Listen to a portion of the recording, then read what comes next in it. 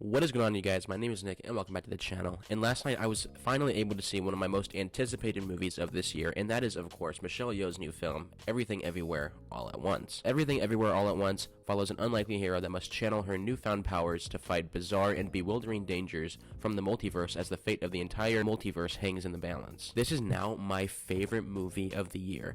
Yes, dethroning The Batman, and you guys know how much I loved The Batman. So like I said in my out-of-theater reaction yesterday, the way Daniels was able to portray the multiverse was something that I was eager to see, given their relatively small scale budget as compared to other, big tentpole films like Doctor Strange and the Multiverse of Madness or Spider-Man No Way Home.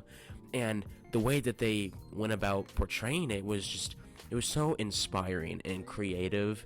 As a young filmmaker myself, aspiring to work in Hollywood one day, just seeing what the Daniels were able to do on such a small scale budget. Granted, it's not the smallest budget of all time, but in comparison to what the material, the script of this movie is warranting, it's pretty damn impressive. And their creative choices, whether they are practical or visual effects, are just, like I said, they're beyond inspiring.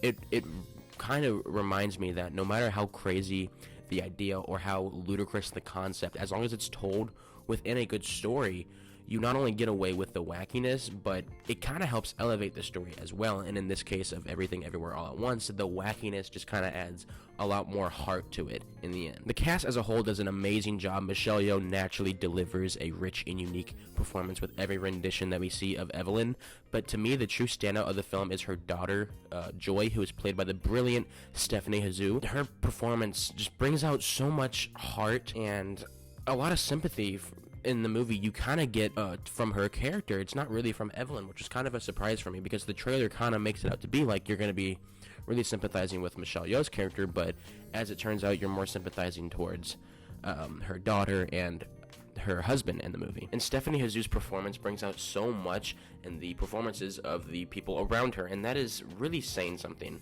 when you're working with actresses of the caliber of Michelle Yeoh and Jamie Lee Curtis. Also, Short Round from Indiana Jones and the Temple of Doom plays the father in this movie, and I can't remember his name off the top of my head, but I will have him on screen to credit him. But man, where has this guy been? Not only is he such an easy guy to sympathize with just within this movie alone, but he also kicks some serious ass in this movie that, you kind of got a glimpse of it in the trailer, but I didn't know how full-on Jackie Chan he was going to go in this movie. It was so awesome. And right now, I think I'm just riding the high that is Everything Everywhere All at Once, because I can't really find anything that I want to talk about negatively.